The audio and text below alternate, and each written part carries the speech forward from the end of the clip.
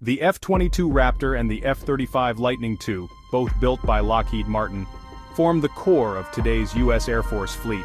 But a brand new aircraft from the Next Generation Air Dominance program is starting to make waves, sparking all kinds of speculation about what the future holds for these legendary jets. Will they be retired in the next decade? Or can they still stand up against China's emerging sixth-generation fighters? That's exactly what we're diving into today here on Control Lost. Back in early 2023, the F-22 Raptor made headlines around the globe when it shot down a Chinese spy balloon. Even though the aircraft had a long and complicated development process and ran into some operational hiccups, this collaboration between Lockheed Martin and Boeing has become a key piece of America's tactical air power. With its unmatched dogfighting skills and stealth capabilities, the Raptor set the standard for fifth-generation fighters. In fact, every new stealth aircraft has first been compared to the Raptor, even though the U.S. Air Force itself often refers to the jet as more of a fourth-gen stealth platform. The F-22 was designed with the Cold War in mind, focused on mid-range operations based out of Western Europe, built to take on Soviet aircraft and fighters from the Warsaw Pact. But here we are 40 years later, and the world these aircraft fly in has changed completely. Now the F-22 has to go up against newer Chinese stealth fighters like the J-20 and the FC-31. And one of the most likely areas for a future conflict, the vast Asia-Pacific region where fighter jets may need to fly thousands of miles just to find and engage the enemy. That kind of strategic shift, combined with the sheer scale of the region, called for an entirely new type of aircraft. In the early 2000s, the U.S. found itself locked in the global war on terror. High-performance stealth jets weren't really useful in that fight. That was one of the reasons why the original F-22 production run was cut down dramatically, from an ambitious goal of 750 aircraft to just 187. At first, each jet was expected to cost about $59 million. But as more new technologies were added to the design, cost ballooned. The final price tag for aircraft hit a jaw-dropping $360 million. That wasn't the only expense that spiraled out of control. The total cost of the F-22 program jumped from $44.3 billion for 750 jets to a whopping $67.3 billion for just 187. And since exporting the Raptor was banned by law, there was no way to offset those huge development costs by selling it to allies overseas. The F-22 was supposed to be paired with a lighter, cheaper fighter, just like the F-15, complemented by the nimble F-16 back in the day. That's how the F-35 Lightning II came into the picture. A single-engine stealth jet, the F-35 was meant to fill the gaps left by the more expensive and specialized F-22. Design-wise, the F-35 borrowed a lot from the Raptor. About 35% of its airframe is made from composites, but it's still a hefty aircraft, especially compared to other lightweight fighters. Its empty weight clocks in at around 29,300 pounds in its lightest variant. A big part of that comes from the internal weapons bay and the extensive onboard avionics. While it doesn't have the raw speed or maneuverability of the twin-engine F-22, the F-35 still holds its own against fourth-gen fighters like the F-16 and F-A-18. It also carries twice the fuel of the F-16, which gives it a significantly longer combat radius. Still, the F-35 also struggled with budget overruns. The total program cost rose from an estimated $200 billion back in 2002 to $412 billion by 2022. But unlike the F-22, the F-35 had one big advantage. It was built as an international program. With foreign partners on board and the cost of production gradually decreasing, orders started pouring in. That helped the Lightning II become not just the most advanced, but also the most widely produced fifth-gen fighter in the world. By 2023, Lockheed Martin was assembling its 1,000th F-35 airframe. Meanwhile, the number of combat-ready F-22s was dwindling. Parts of the fleet were even being cannibalized to keep the remaining Raptors flying. The original plan was for the F-22 and F-35 to work as a complementary pair, but that plan didn't survive real-world events. The Raptor came out when there wasn't an urgent need for it, and by the time that need finally did emerge, the F-35 had already taken over as the star of the show. Building new F-22s at this point just isn't realistic.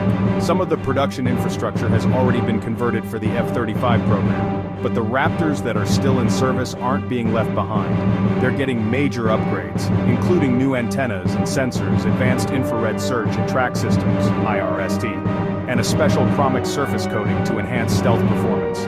But when it comes to the long-term future, things look different. By 2030, the U.S. Air Force wants its fighter fleet to be made up of large numbers of F-35s and new NGAD fighters. There's no real place left for the Raptor. Even legends have to step aside eventually. The F-22's replacement will be a family of advanced systems designed to dominate future battlefields, better known as the FX program, or PCA, Penetrating Counter-Air. In multiple interviews, Air Force officials have explained that two versions are in the works, one with long range for Indo-Pacific missions, and another with shorter range for European operations. Both versions will be optionally manned, designed for adaptability, and packed with next-gen features like enhanced survivability, extended range, and modular sensors.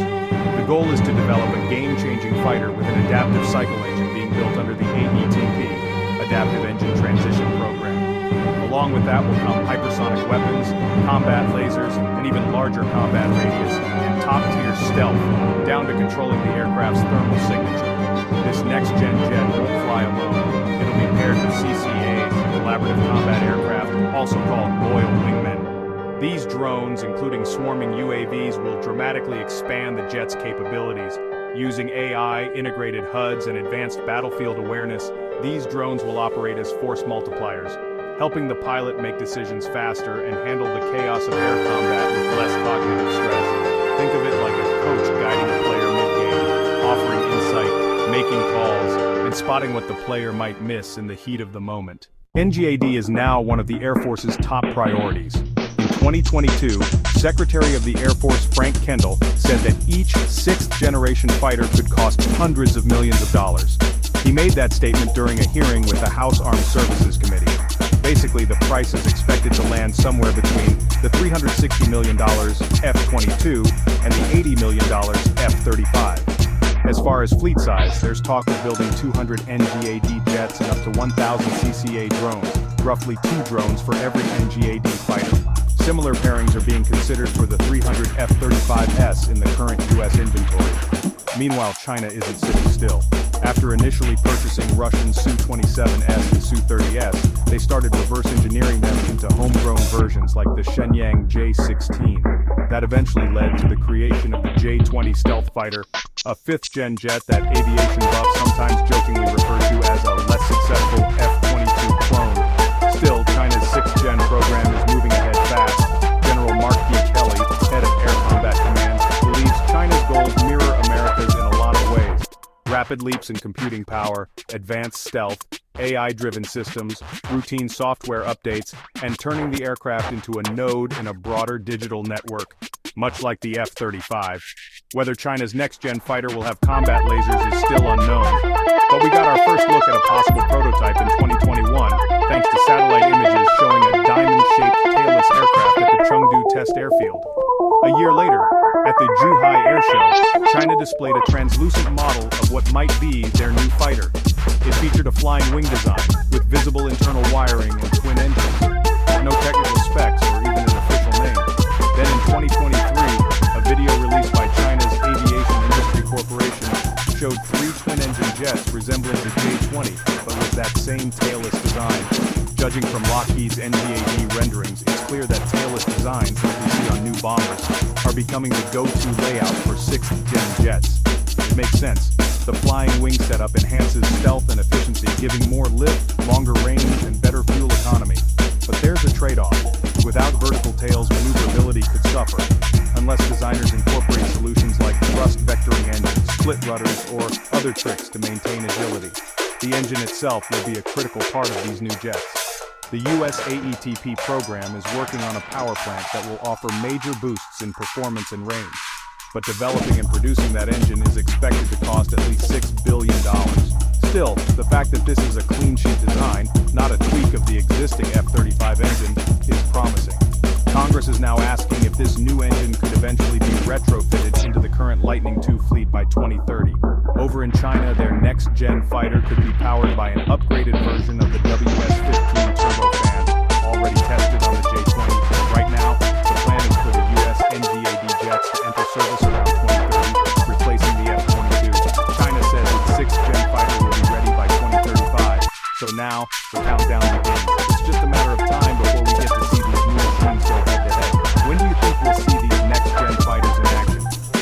thoughts in the comments. And if you enjoyed today's video, don't forget to like, subscribe to Control Lost, and hit that notification bell for more deep dives into the future of air combat. Thanks for watching. We'll catch you in the next one.